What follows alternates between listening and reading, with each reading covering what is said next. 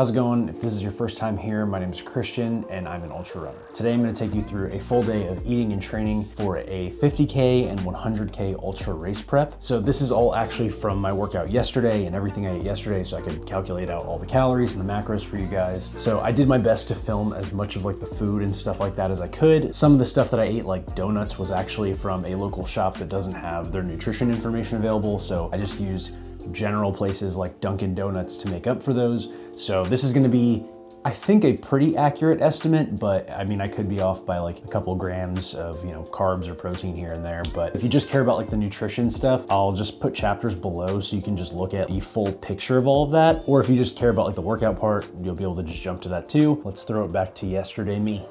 So starting off the day with breakfast, I had an everything bagel with 2 fried eggs. I also cut up these leftover meatball things that we had from the holiday party this weekend. I always like to make sure I get in a decent amount of protein as well as my carbs because I really just don't feel full otherwise. Even though meatballs for breakfast seems kind of like it was weird, it was actually pretty good as a breakfast sandwich, and I also had some coffee while I prep my workout nutrition. My goal with long runs is to simulate my race as much as possible. That includes getting in upwards of about 90 grams of carbs per hour. So in each of my soft flasks, I have 1 scoop of G1M Sport, orange flavored. I have no idea what in the world I was doing here, so let's just say I was mixing my bottle. I'm also testing out 3 Morton gels per hour, so one about every 20 minutes. The gels are 25 grams of carbs each, plus the 20 from the G1M, so that puts me at 95 grams of carbs per hour with this combination. I actually have a different drink mix that I also use, but I'm testing this combination out as a backup in case I do run into GI problems on race day with my primary fueling strategy. I also am bringing another soft flask of just water. Anytime you have really concentrated carbs like gels, you want to keep water with you to sip and rinse out your mouth with. I'm just throwing all that into my cooler, which I stage outside with an extra bottle of water to refill stuff if needed. About an hour later, I had another bagel, which I have no idea why I was craving so many bagels, but I just went with it. And I also had a banana. I try to get in some carbs about 30 to 60 minutes before my workouts. Having a snack like this just helps me feel full during my run when I'm only using liquid calories and gels. So one of the next things I need to do before I go on my run is put on anti-chafe because, that's just life. And you don't want to chafe down there because it's terrible. Dealing with that before, long runs are, God, it's all over my hands. Having to do that before runs is better than the alternative. All right, so today for the workout we have our long run with some strides at the end. So long run is a 2 to 3 RPE. If you've never done RPE training before, it's just rate of perceived exertion. So a lot of people run off of like heart rate, or they just go for specific mileage goals. And my training is just based off of how I feel that day, which I have seen so much progress in this style of training. And then it's also based on time on feet rather than the specific mileage. Like some people might say, well, today for my long run, I'm gonna go do 10 miles or 15 miles, but today I'm running for 2 hours and 20 minutes. So at the end of that, we have 4x15 strides with a 30-second rest in between. If I had to ballpark it based on kind of how I've been feeling this morning, I'll probably average somewhere around like 6.5 miles an hour, maybe 6 if I get out there and I'm feeling like extra sluggish. But assuming I have no problems with my stomach with these Morton gels and with my hydration or anything like that, I think I'll actually be a little bit faster, but I don't know, we'll see. The weather's nice, which is awesome because it's been like 25 or like 22-ish degrees out for most of the past week, but it just randomly warmed up yesterday and today, so I'm actually pretty excited for this. So we'll see how it goes. Other than that, I will take you along for the workout and film what I can. Something I used to never think about when I watched people's videos that did this, it is just so awkward filming yourself while you're running down the street in your neighborhood. I feel like I just look like such a dork, but whatever. Most of my neighbors are in their 60s or 70s anyway, so who cares? With all that being said, I'm just gonna do probably loops in my neighborhood today just because it makes coming back for hydration and peeing and stuff like that way easier. I really want some caffeine, so I'm gonna have a Celsius before I go. And one thing that you have to factor in with stuff like this, or a lot of aid stations during races have Coke or ginger ale and stuff like that. And it's that all hydration, all fluids count towards your hydration hourly goal. I'm literally just going to drink this and then be right out the door. I'm gonna count this towards my first hour of hydration. So normally I need around a liter of fluid, which is 36 ounces per hour. And this is already going to be 12. So I have to factor that into my first hour of running hydration, because you don't want to intake too much fluid that your body can't process, and then you have to pee really bad when you're doing these longer efforts. Probably not for 2 hours, but when you're going much longer than that, if you have too much fluid but not enough electrolytes, then you can get hyponatremic, which is just overhydrating. I'm just feeling like not very mentally sharp today, so the caffeine should help.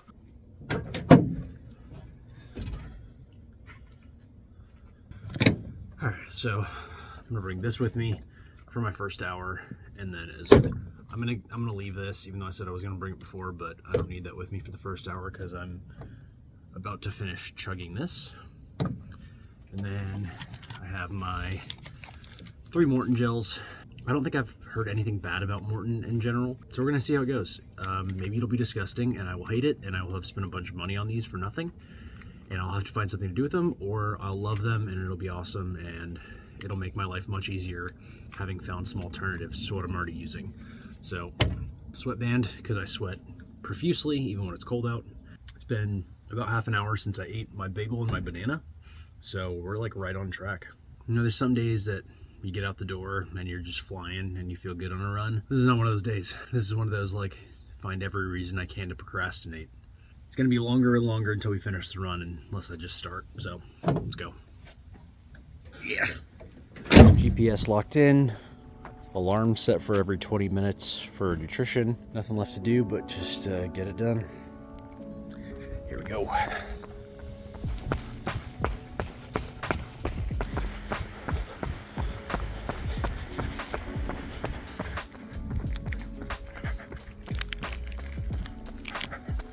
"20 minutes, first gel. Let's see how these go." What do I do with this? I don't have enough hands for this. Ooh. This thing opens like super wide, that's nice.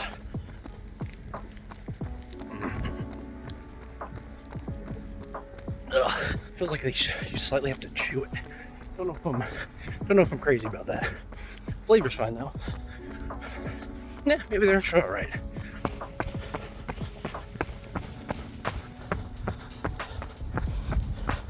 All right, come on. All right, just over an hour in, 6.18 miles. I caught up to about where I expected to be.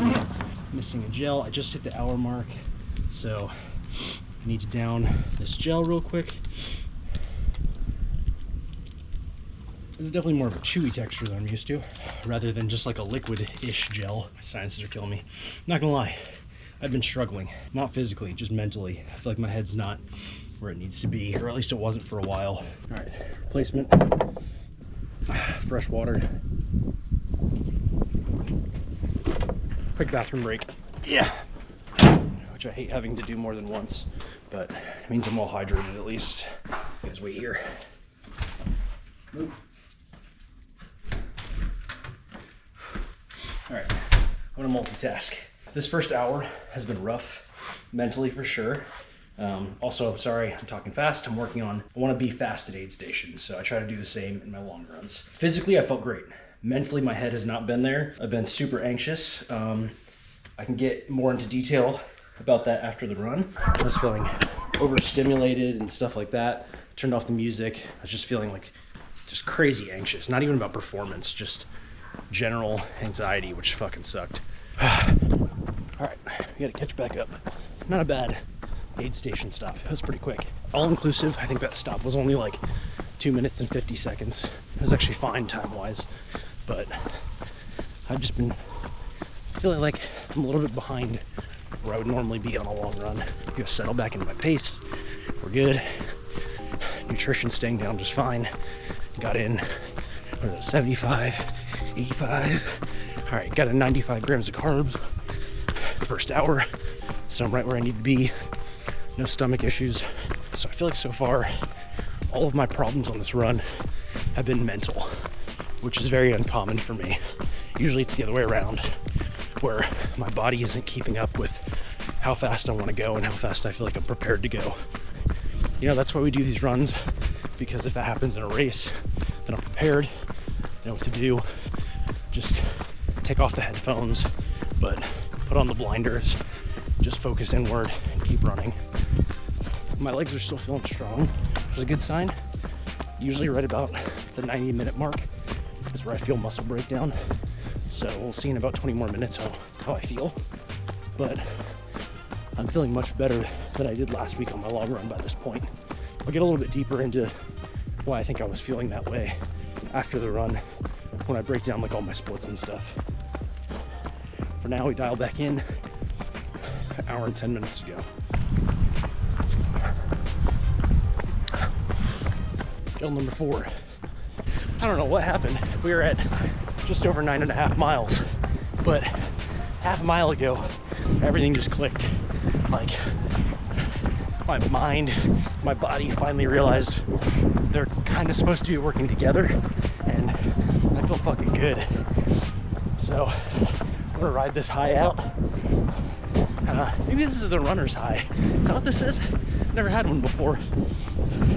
So we're 9.7 miles in, just over an hour and a half. We're gonna keep vibing.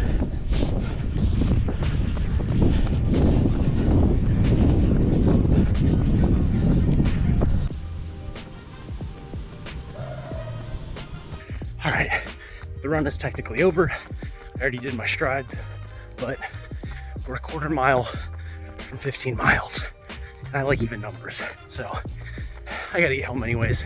I finished too far away, so a little cool down jog back home to hit an even 15.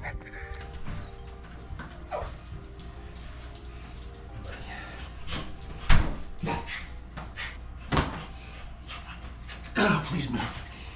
Please move.